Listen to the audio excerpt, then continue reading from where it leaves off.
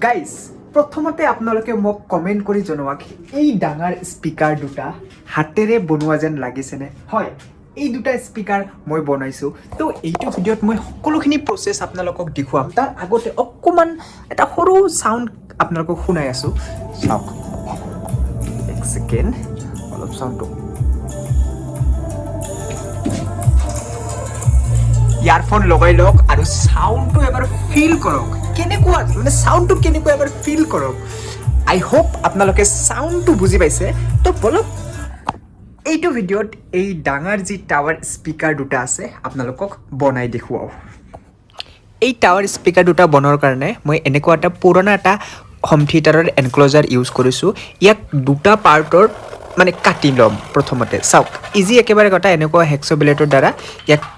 কাটিব পাৰি কাৰণ এইবোৰ MDF বৰ্ড হয় তো ইজিলি কাটি যায় আৰু চাওক ইয়াতে কিছুমান ডাঙৰ ডাঙৰ হোল আছে তো সেইবোৰ বন্ধ কৰিব লাগিব তো আপোনালোকে প্লাইউড ইউজ কৰিব পাৰে আৰু স্পিকাৰ য'ত প্লেচ কৰা হ'ব ইয়াতে এটা 4 ইঞ্চিৰ হোল এটা কৰিব লাগিব তো এনেকৈ ফুটা কৰি কৰি মই ইজিলি হোল কৰি ল'লোঁ আৰু তাৰপিছত চেণ্ড পেপাৰেৰে ইয়াক ফিনিচিং কৰি দিব লাগিব চাওক ইয়াতে দুটা কম্পাৰ্টমেণ্ট বনাই লওঁ মই পিছত আৰু স্পিকাৰ প্লেচ কৰিম তো এনেকৈ আমাৰ এনক্ল'জাৰটো ৰেডি হৈ গ'ল তো তাৰপিছত ইয়াতে গোটেইখিনি ফিনিচিং কৰি লৈ এতিয়া আগফালৰ এখন মেইন এনেকুৱা এখন ইয়াতে চিট ইউজ কৰিব লাগিব এইবোৰ মাৰ্কেটত আপোনালোকে ইজিলি পাই যাব হাৰ্ডৱেৰৰ দোকানত তো আপোনালোকে সেইবোৰ ইউজ কৰিব পাৰে বা আপোনালোকে ৰেপিং পেপাৰ ইউজ কৰিব পাৰে তো মই এইবোৰ ল'লোঁ দেখাত বেছি ভাল লাগিব এইবোৰ অলপ কাটা প্লেচ কৰা ফিটিং কৰা অলপ দিগদাৰ হয় বাট দেখাত ধুনীয়া তো সেইকাৰণে মই এইবোৰ ইউজ কৰিছোঁ এইবোৰ চানমাইকা কয় চাগে নেকি নাজানো প্লাইউডত লগাই তো যি কি নহওক এনেকৈ ধুনীয়াকৈ প্ৰথমতে 4টা কোণাৰ হিচাপ লৈ কাটি ল'লোঁ আৰু য'ত স্পিকাৰ প্লেচ কৰা হ'ব সেইখনো মই এনেকৈ কাটি ল'লোঁ আৰু তেতিয়ালৈকে মোৰ লগত হোলছো আহি গ'ল এইবোৰ কাটিং অৰ্ডাৰ দিছিলোঁ তো এইবোৰৰ সহায়ত মই ধুনীয়াকৈ এইবাৰ এইটো ডাঙৰ স্পিকাৰৰ সহায়ত 4 ইঞ্চিৰ এটা ধুনীয়া হোল বনাই ল'ম চাওক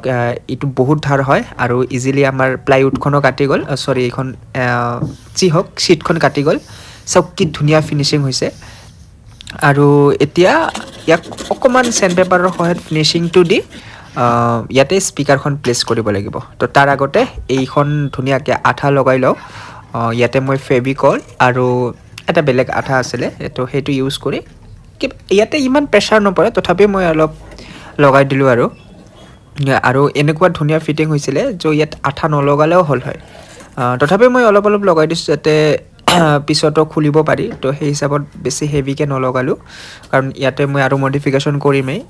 ইয়াতে বহুত কিবা কিবি লগাব বাকী আছে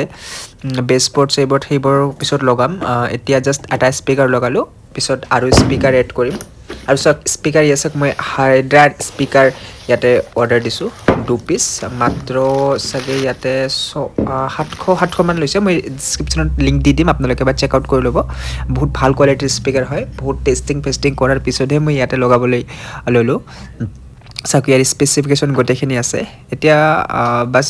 ইয়াৰ কানেকশ্যন কৰিব লাগিব আৰু কানেকশ্যনটো ইজি একেবাৰে হয় তো ইয়াতে কানেকশ্যন কৰাৰ কাৰণে স্পিকাৰত মই এক্সট্ৰাকৈ তাৰ ওলমাই নাৰাখোঁ ইয়াতে জাষ্ট মই এটা কানেক্টৰ ইউজ কৰিম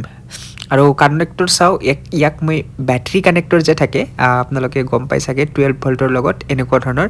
এইবোৰ মই ইউজ কৰিম অকল ইয়াতে নহয় মোৰ যিমানকেইটা স্পিকাৰ আছে সকলোতে মই এনেকুৱা ধৰণৰ কানেক্টৰ ইউজ কৰিছোঁ ইয়াতে ধুনীয়াকৈ গুলৰ সহায়ত লগাই দি এতিয়া চাওক পজিটিভ নেগেটিভ চাই স্পিকাৰ লগাই দিলে হ'ল আৰু তাৰ আগতে ইয়াতে পিছফালে এটা সৰু বেছ পৰ্ট লগাই দিছোঁ চাওক এইটো সাবউফাৰ নহয় তো ইয়াৰ কাৰণে বহুত ডাঙৰ বেছ পৰ্ট দৰকাৰ নাই জাষ্ট সৰুকৈ ইয়াৰ পাছৰ কাৰণে এটা সৰু হোল কৰি ৰাখিলোঁ পিছফালেও আৰু এতিয়া চাওক positive to positive negative to negative এনেকৈ লগাই দি আমাৰ কানেকশ্যন কমপ্লিট হৈ গ'ল তো জাষ্ট এতিয়া ফিটিং কৰিব লাগিব তো কাটিং কৰা আছে অলৰেডি গোটেইখিনি বাছ ইয়াতে স্ক্ৰু লগাই দিলে হ'ল আৰু ইয়াৰ লিকেজ যাতে নহয় মানে ভাল চাউণ্ডৰ কাৰণে যাতে ইয়াৰ লিকেজ হ'ব নোৱাৰে তাৰ কাৰণে ইয়াতে চাওক এইটো যিটো আছে এইটো কি হয় এইটো ফুটা ফাটি সেইবোৰ বন্ধ কৰাৰ কাৰণে হয় কিবা নাম নাজানো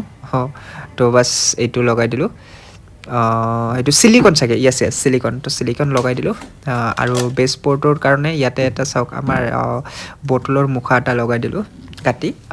বেষ্ট এতিয়া যি অলপ ইয়াৰ পাছ হয় তথাপিও ইয়াতে ভাল এটা চাউণ্ড আহিব তো এইখিনি কাম কৰি ল'লোঁ বাছ আৰু অলপ ইয়াতে আঠা লগাই দিলোঁ দিয়াৰ পিছতে এই চাওক দেখাত কি ধুনীয়া ফিনিচিং হৈছে আৰু পিছফালে যিখন ছিট আছে এইখন বন্ধ কৰি দিলোঁ এইখন মই একেবাৰে চেঞ্জ কৰা নাই যাতে যেতিয়া মডিফিকেশ্যন বা কিবা কাম কৰিব লগা হ'লে ধুনীয়াকৈ খুলি কৰিব পাৰিম তো দেখা পাইছে এইখিনিয়ে হ'ল প্ৰচেছ কেনেকুৱা লাগিছে ভিডিঅ'টো মোক কমেণ্ট কৰি জনাব এয়া এটা আৰু এটা বিহাইণ্ড দ্য কেমেৰা মই আৰু এটা বনাইছোঁ চ' এই দুটা মিলিয়ে চাওক এনেকুৱা এটা লুক দিছে মানে কেনেকুৱা লাগিছে প্লিজ এবাৰ কমেণ্ট কৰি জনাব আৰু যদি ভাল লাগে চেনেলটো ছাবস্ক্ৰাইব আৰু ফ'ল' কৰিবলৈ নাপাহৰিব তো বাই বাই